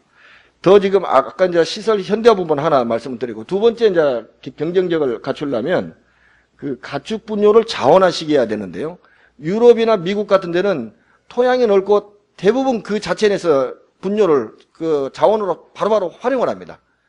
그런데 우리나라 이 농촌 환경은 아무튼 이 농업 생산물 생산 활동을 하는 게 아니라 뭐 경관 어떤 휴식, 그 다음에 쾌적 이런 것 때문에 축산업이 굉장히 그 지역사회에서 고통을 받고 있습니다. 그러니까 그런 것들을 축산 분뇨를 자원화할 수 있는 농촌 환경에 제도적으로 이게 내려가야 됩니다. 그래서 그런 환경을 좀 이렇게 만들어줘야 되고요. 세 번째 지금 물가 이야기 시작했는데 지금 올 1월부터 시작해서 올 연말까지 사료 가격이 30%가 올랐습니다. 아마 모르실 거예요. 물가가 왜 올라갔는데 왜 난리냐. 주유소가 왜 지금 정부에서 100원씩 내리라는데 지금 저렇게 전쟁 치르면서 난리냐. 기름값도 조만간 2,000원 올라갈 겁니다. 오늘 지금 이 자리에 가장 중요한 한우협회가 와야 되는데 안 왔죠? 왜 안 온 줄 아십니까? FTA에다가 사료 가격이 올라버리니까 생산비 이하로 지금 떨어졌기 때문에 농가가 난리가 났습니다.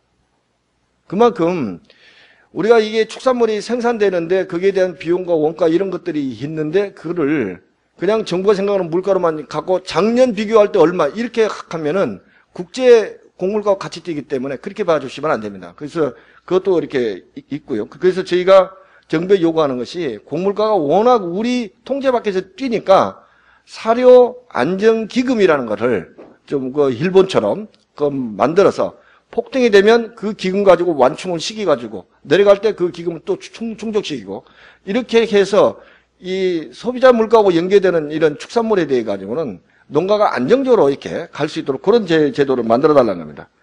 하나 더 말씀드리면은 세제 개선입니다. 경종하고 축산하고 이렇게 보면은 경종에 대해 가지고는 세제가 많이 완화되어 있습니다. 근데 축산에 대해 가지고는 세제가 아직도 많아요. 예를 들어서 축산을 하는 자리는 목장용지를 갖고 있고 경종에 하는 논밭을 논을 이렇게 갖고 있지 않습니까? 8년 동안 자연경작 하면은 이게 양도소득세가 면제입니다. 근데 이 목장용지는 평생을 쥐고 대를 이어서 가도 그걸 팔면 세금을 내야 돼. 양도소득세를 내야 돼. 이런 같은 농업에서도 이런 이제 형평성 문제 이런 것들이 있기 때문에 이런 것들을 조정해 주면 또 이런 경쟁력을 갖출 수 있도록 지원해 주면 저희도 미국, 덴마크 붙어보겠다는 겁니다. 근데 그런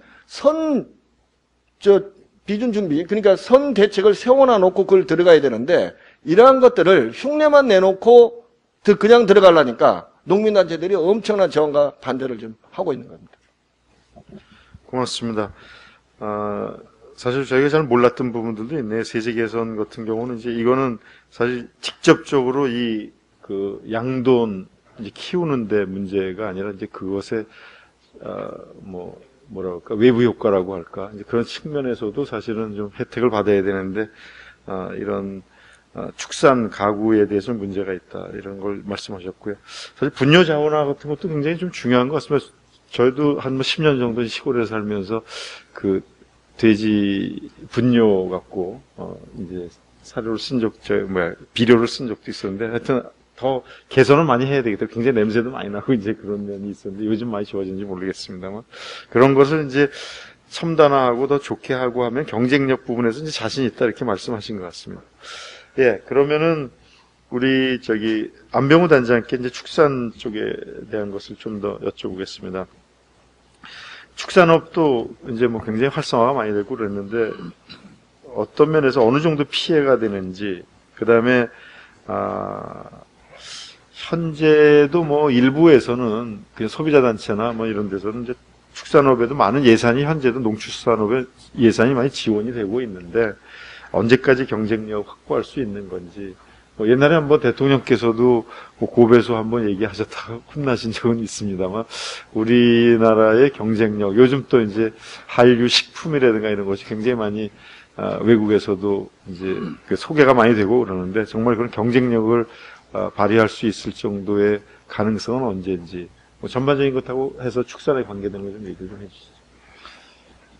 예, 저희 아까 우리 염 교수님께서 말씀하셨듯이 피해액은 사실 그 연구 기관마다 천차만별입니다. 그런데 대략적으로 정리해 보면 2007년도 6년도 협상 당시에 기관별로 보면은 대략 연간 3,500억에서 1조 한 1,000억 정도 되는 그 연간 피해액이 나오고 또 관세가 이제 철폐 기간이 되게 10년 15년 되는데 15년 피해액이 11조 원에서 한 15조 이렇게 추산이 되고 있습니다. 근데 이제 그 당시는 그 축산물 생산액이 제가 기억하기로는 한 3, 4조 원 정도 됐고 지금은 아마 9조 원 정도 될 겁니다. 상당히 늘어났죠. 그 비례해서 아마 피해액도 훨씬 더 늘어났을 겁니다. 생산 감소액도. 또 오늘 또 회의를 주최하신 대경제정책연구원에서도 당시에 보면 연간 한 7,500억 원 정도의 그 농가 수입이 감소한다고 되어 있습니다. 근데 이제 실제 우리가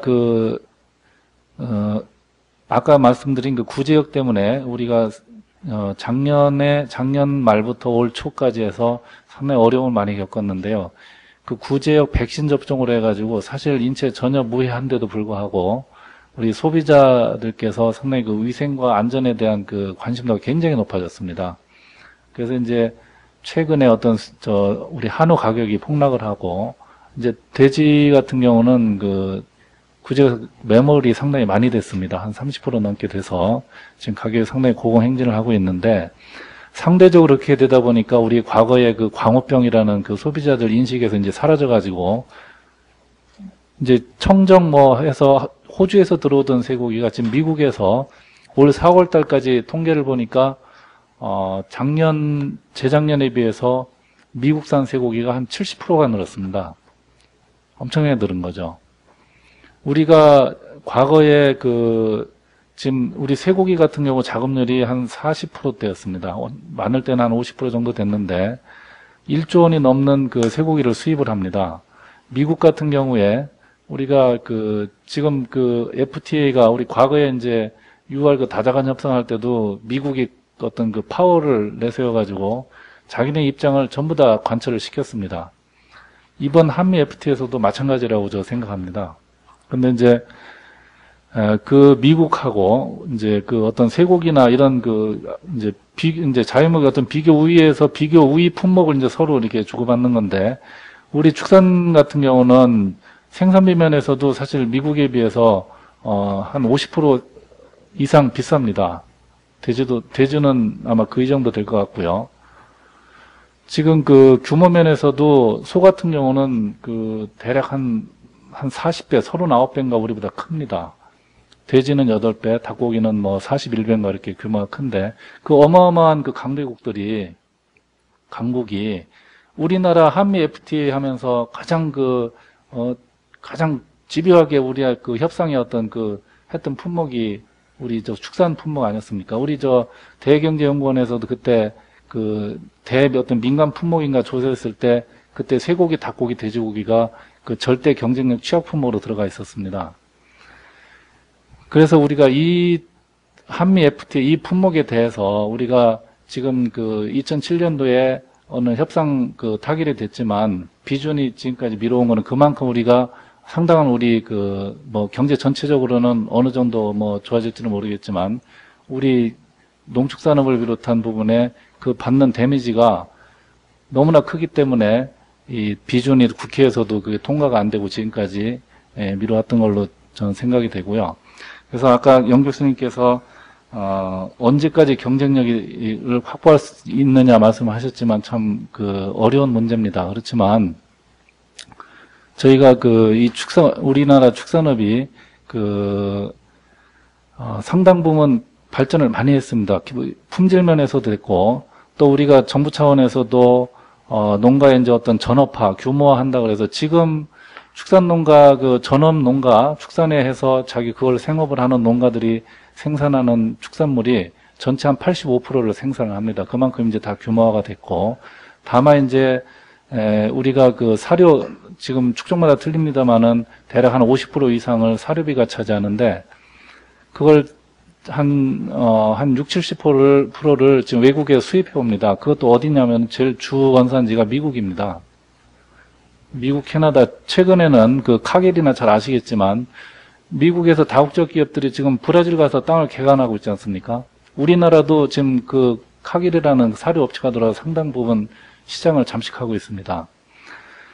미국의 FTA 협상을 하니까 미국의 자조금 단체장들이 제일 먼저 로비를 하는 것이 쇠고기 분야입니다.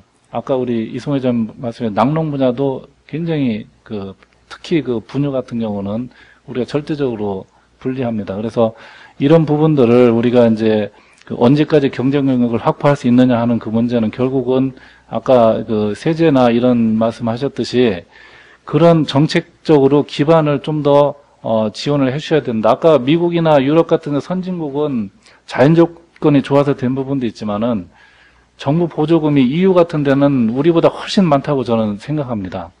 진짜 굉장히 많습니다. 미국도 알게 모르게 굉장히 많습니다.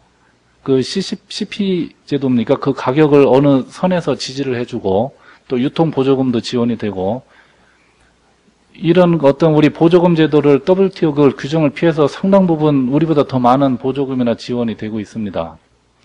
그래서 우리나라도 이런 경쟁력을 갖추려면은 아까 사료 가격 얘기도 나왔는데 어떤 해외 자원 개발이라든지 이런 어떤 국가 차원에서 기간 산업 육성을 위한 그런 것도 좀 필요하고 특히 세제도 일본 같은 경우에는 축산물 수입 관세는 축산 부분에만 쓰도록 되어 있습니다. 제가 아주 상세한 건 아직 모르고 있는데 우리나라는 그렇지 않습니다. 과거에 축산물 수입 관세 그 마커 보조금 부분이 축산발전 기금으로 좀 들어갔었는데 지금은 이제 그런 것도 없고 지금 재원이 기금이 고갈돼 가고 있습니다. 지금 축산물 수입 관세는 농특회계로 들어가서 지금 전체적으로 쓰이고 있어요.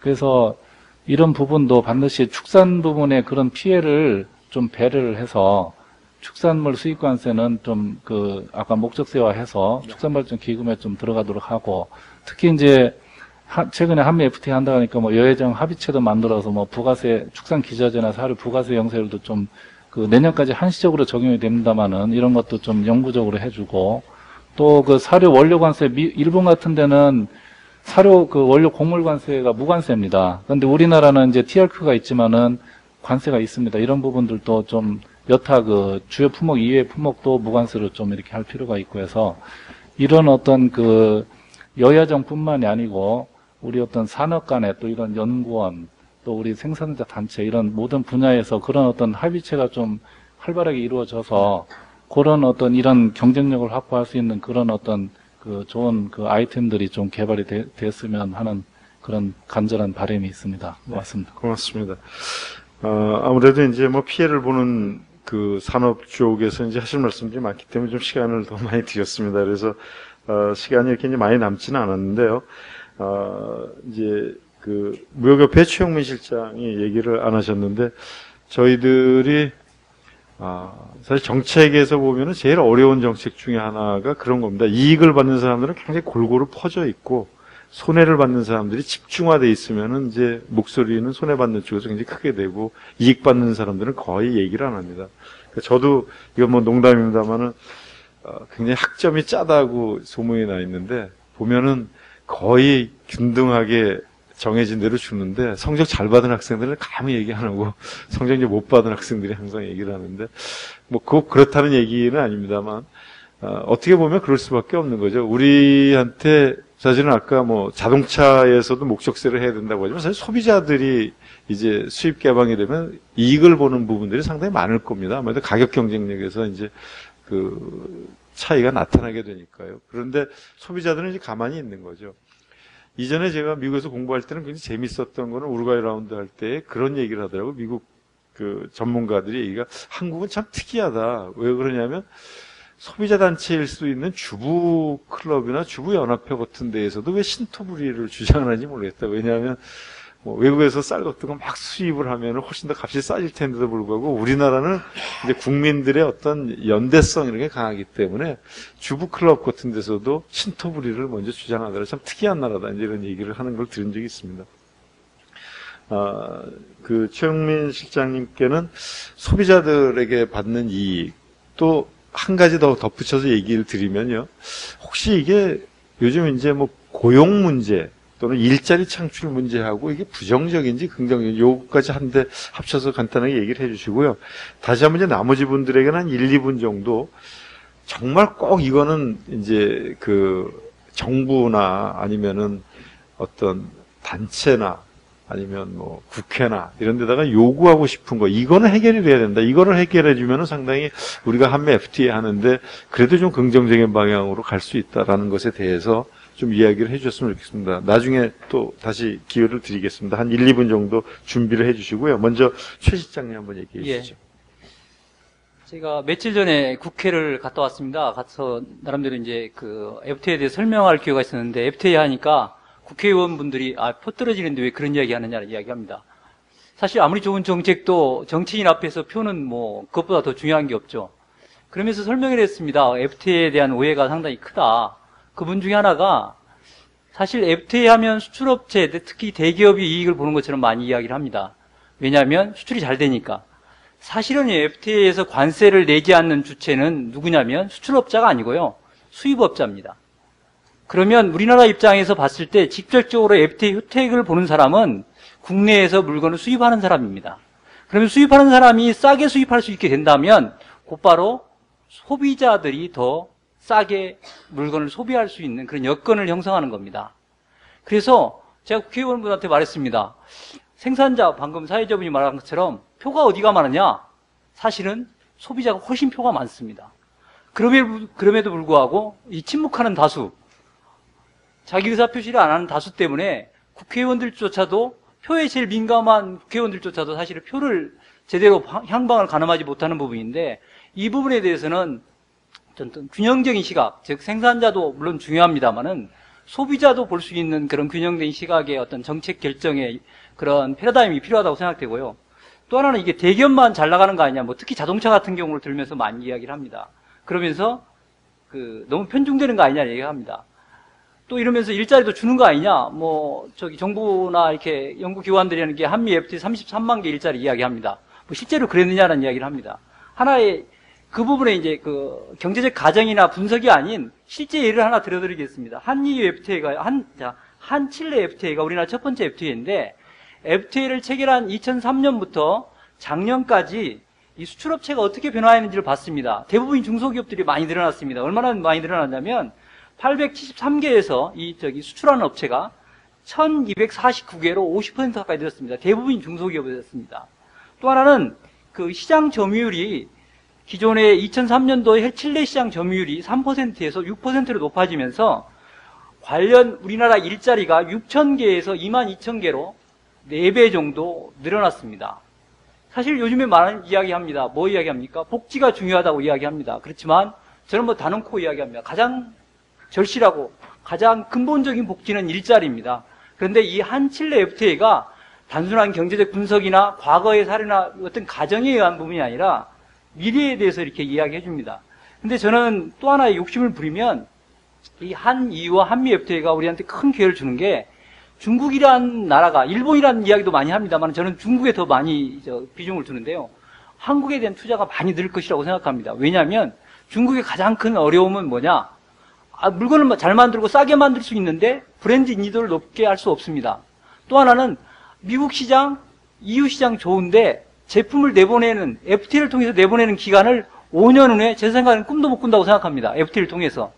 10년 후도 참 힘들지 않을까 생각합니다. 근데 다만 한국으로 생산 기지만 옮기면 그 부분에 대해서 한국의 시장에 크게 영향을 주지 않으면서도 프리미엄 제품을 만드는 원산지를 바꿔가지고 또 하나는 뭡니까? 이 미국 시장이나 EU 시장에 저렴한 가격으로 유리한 여건으로 진출할 수 있는 부분이 생깁니다. 그래서 그 부분도 또 하나의 그 일자리의 부분에 한다고 합니다. 저는 물론 수출이 중요하고 수출 통해서 우리 경제가 발전하는 건 좋지만 뭐 저도 무역하는 그런 부분에서 종사하고 있지만 그런 좀 더 소비자도 생각하고 어떤 전체적인 일자리도 생각하는 그런 균형된 그런 패러다임의 전환이 FTA를 보는 보다 공정한 시각이 아닌가 하는 생각이 듭니다. 예, 고맙습니다. 이 FTA 하나가 이제 사회 전체에 미치는 파장 같은 거는 굉장히 다양할 겁니다. 아마 다양한 시각에서 봐야 될 것 같고요. 이제 마지막으로 시간이 많이 남지 않았기 때문에 한 1, 2분씩만 좀 정리해 주시면 좋을 것 같은데요. 먼저 우리 자동차 공업협회 김태년 팀장께서 아까 목적세도 얘기하셨는데 좀 어떻게 생각하시는지 말씀해 주시죠. 예. 자동차 쪽이 한미 FTA가 되면은 뭐 수혜를 보고 그게 대기업에 편중돼 있다 그렇게 말씀하시는 분이 많은데 실제로 그 속을 들여다보면은 아까도 말씀드렸지만은 한미 FTA의 실질적인 효과는 부품 쪽에 더 많을 것이다. 지금 저희들 부품 기업이 2, 3차 벤더까지 하면은 한 5천여 개가 되고요. 거기에 고용하고 있는 인원이 30만 명 정도 됩니다. 반면에 완성차 업체는 지금 국내 메이저 5개 있고 고용 인원은 한 17만 명 정도 됩니다. 그래서 부품이 지금 미국 같은 경우에 아까도 말씀드렸지만은 거의 뭐 40%가 부품 수출입니다. 앞으로 부품 쪽에 그 효과가 크면은 이 중소 부품 기업들 또 거기에 고용하고 있는 그 고용 인원들에 대한 혜택이 더 크게 돌아갈 것이다 이렇게 말씀드리고요.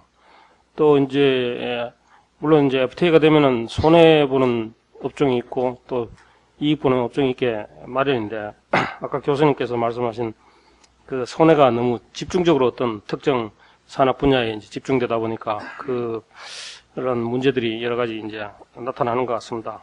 그래서 한미 FTA는 지금 일본 기업들이 굉장히 부러워하고 있습니다. 특히 자동차 업체들이 한국을 부러워하고 있는데 그거는 EU하고 미국하고 한국의 FTA를 체결하면 자기들의 상당한 시장을 뺏기기 때문입니다.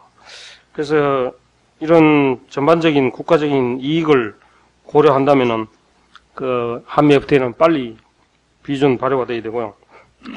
금년에 안 되면은 뭐 내년에 미국과 우리나라의 그 정치적인 일정을 볼 때 앞으로 한 4, 5년 정도도 필요하게 되는데 그렇게 되면 영원히 이제 우리가 잡은 기회를 놓치게 됩니다.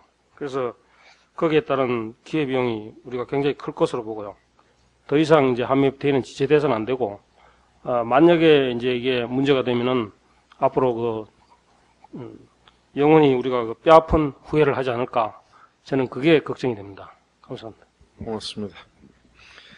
목적서는 얘기 안 하셨네요. 근데, 예, 뭐, 그거는 또 대답할 수 있는 입장 아니실지도 모르겠고요. 우리 염규배 부장님께서도 혹시라도 뭐 정부에 대한 뭐 바라는 거라든가 또 뭐 그런 거 있으면 간략 1, 2분 정도 얘기해 주시죠. 사실상 한쪽에서는 지금 굉장히 어렵다고 하는데 또 혜택을 받는 업쪽에서 또 정부에서 뭐 요청사항을 얘기한다는 게 좀 한편 그렇습니다만은 하여튼 이 섬유도 이제 그 대부분 중소기업들이 많습니다. 그 중소기업들이 많기 때문에 일단은 뭐 이런 FTA로 해서 효과를 좀 극대화하기 위해서는 일정 부분 정부의 그 지원이 필요한데요. 이렇게 어렵게 FTA를 맺어가지고 이제 효과를 증대하기 위해서 우리나라 이 섬유 구조 자체가 이 스트링 구조 자체가 굉장히 복잡합니다. 원사에서부터 나중에 최종 제품이 이르기까지 간단하게는 뭐 한 3단계, 복잡하게는 한 5, 6단계의 그 스트링 구조를 가지고 있는데요. 이런 스트림 간의 요새 뭐 상생 얘기를 하는데, 이 스트림 간의 어떤 이런 R&D 쪽에 좀 협력을 강화하기 위해서 정부에서 그런 R&D 쪽에 좀 지원이 좀 강화됐으면 하는 그런 생각이고요. 또, 이 FTA가 이제 되면은 필수적으로 저희가 시장을 좀 마켓 시어로 확대하기 위해서는 마케팅 부분에 지원이 필요합니다. 그래서, 대부분 이제 중소기업들이기 때문에 혼자 자체적으로, 이렇게 마케팅을 펼치기는 능력의 한계가 있기 때문에 그런 마케팅 부분에 대한 좀 지원이, 이 정부의 지원이 좀 활성화가 좀 필요한 부분이 좀 있습니다. 그리고, 저희가 이제 이 FTA가 되면은 생산자 정보 시스템을 이제 운영을 하게 되는데요. 국내에서 생산하는, 이게 미국으로 수출하는 생산 시설에 대한 조사가 따르게 됩니다. 그래서 조사를 따르게 되면은 업체들을 직접 방문을 해서 생산 시설이라든가 생산 능력이라든가 생산 품목이라든가 이런 걸 세세하게 조사를 해야 되기 때문에 거기에다가도 이제 상당 부분 예산이 필요합니다. 그래서 그 부분에 대한 또 예산 지원이 필요할 걸로 저희가 생각이 됩니다. 네, 고맙습니다. 이제는 다시 이제 좀 피해를 입고 있는 산업들 쪽에서요. 조금 뭐 그동안에 아까도 이제 뭐 피해 액이라든가 피해 규모라든가 구체적인 대상에 대해서 이야기를 다 해주셨는데요. 정말 정부나 아니면은 우리 사회가 꼭 알아야 되는 부분 또는 어떤 식으로 해줘야 되는가. 그게 또 이제 정부가 뭐 이해할 수 있는 현실적으로 이제 지원할 수 있는 그런 구체적인 방안들, 규모 이런 것들에 대해서 조금 이야기를 뭐 시간이 좀 지나갔습니다만 좀 1, 2분 정도씩 좀 들었으면 좋겠습니다. 이승우 회장님. 네, 고맙습니다. 이제 마무리를 해야 되는 상황이니까요. FTA도 재협상은 없다라고 이렇게 하면서도 결국은 재협상을 했습니다. 그건 저희가 국가와 국가 간의 협상 문제도 이렇게 룰을 깨는 그런 재협상을 할 수밖에 없는 그런 상황이었었고요. 결국은 여러 가지 뭐 아까 저는 어차피 오늘이나 앞으로나 자동차만 물고 늘어질 거니까 그렇게 하십시오. 자동차 산업에 종사하시고 연계 산업에 종사하시는 분들이 50만 정도 되는 것 같습니다만은 저희 농업에 종사하시는 분이 350만입니다. 350만이고요. 그다음에 국민을 위해서 먹거리를 생산하는 농가들이 그렇게 되고 있고 그 연계 산업에 종사하시는 분들이 수백만 명입니다. 저희 낙농만 보더라도 저희 농가와 또 그 연계 산업 가족 단위로 따지면은 어마어마하게 많거든요. 그래서 저는 먹거리를 왜 중요시 안 여기냐를 잘 고민하셔야 됩니다. 여러분들 커피 지금 1,000원도 원가 300원도 안 들어가는 거 지금 3,000원, 4,000원, 5,000원씩 사 먹고 있잖아요. 좋다고 사 먹습니다. 그렇지만 여러분들은 큰 무리수를 두고 있는 거예요. 절대 여러분들 후손은 그 커피나 바나나 하나에 예를 들어서 한 500원이면 사 먹을 걸 우리 농업 생산 기반이 무너지면은요 10,000원 줘도 못 사 먹어요. 두고 보세요. 그래서 이 먹거리의 중요성을 저희가 지금 절대 소홀히 해서 안 되고 좌시해서는 안 됩니다. 그런 만큼 중요하기 때문에 먹거리를 저희는 챙겨야 된다. 그래서 어쨌든 고용 인원도 저희가 더 많고요. 또 종사하시는 산업에 종사하시는 인원도 더 많고요. 다 이길 수 있습니다.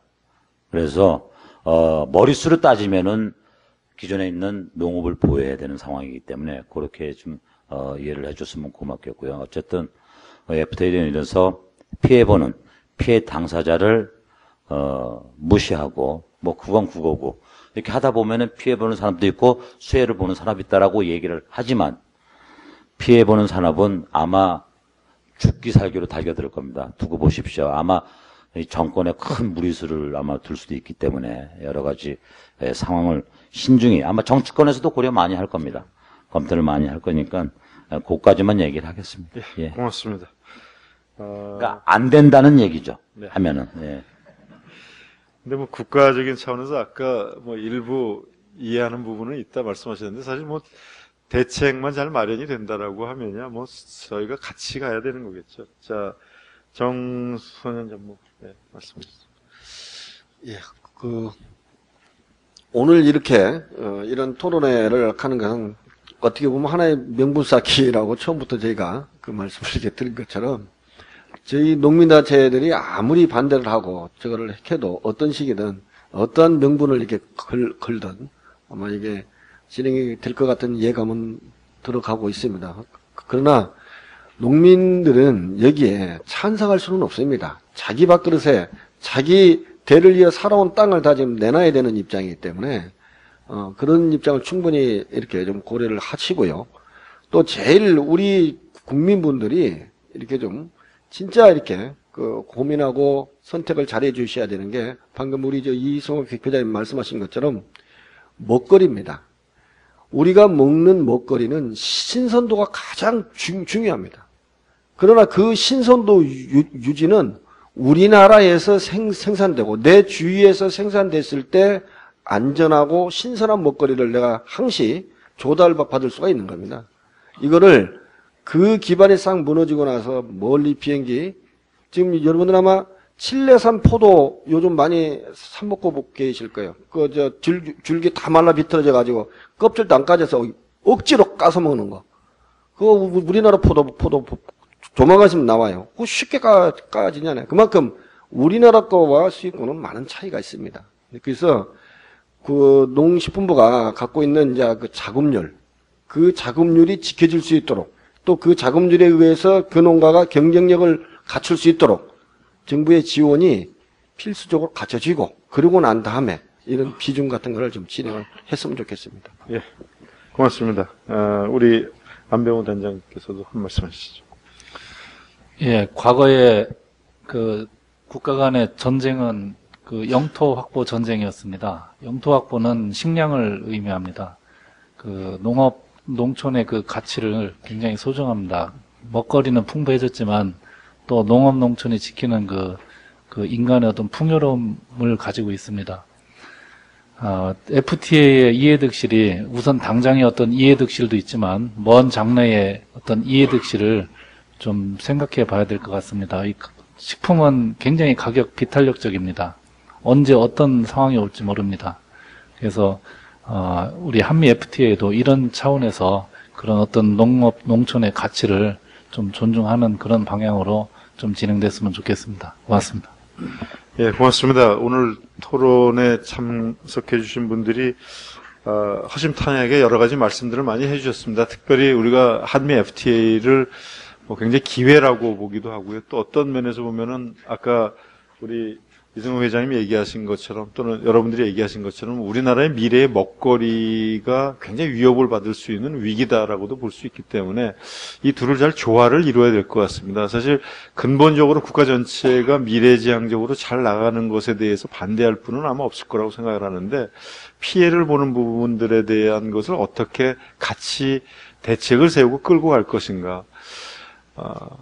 저는 이제 오늘 나오신 분들 중에서 피해 보시는 쪽에서는 야 이거 어차피 갈 건데 명분 쌓기로 이거 하는 거 아니냐라고 하는데 저는 그렇게 생각하지 않았습니다. 오히려 뭐 병은 자랑을 해야 된다. 자꾸만 이게 문제가 있고 아프면 아프다고 얘기를 해야지 사회 전체적으로 건강하게 소통이 되는 거라고 생각하기 때문에 정치인들도 그렇고 정부 당국에서도 그렇고 이 정도 아프다 그러면 이것은 어떻게 문제를 풀어줘야 되는가 하는 것에 대한 것을 서로 들어야 된다고 생각합니다. 그런 의미에서는 토론회가 그렇게 단순하게 그냥 의미 없는 명분 쌓기는 아니라고 생각을 하고요. 그런 측면에서 대외경제연구원하고 무역협회에서 이런 자리를 마련해 주신 것에 대해서 감사의 말씀을 드리고 앞으로도 기회가 있을 때마다 서로 이야기하면서 이 방향을 찾아가는 것에 대해서 우리가 좀 더 노력을 많이 기울여야 될 것 같습니다. 그렇게 되면은 피해 농가들 또는 피해 산업들도 그 아픈 것이 좀 덜하지 않을까 생각을 합니다.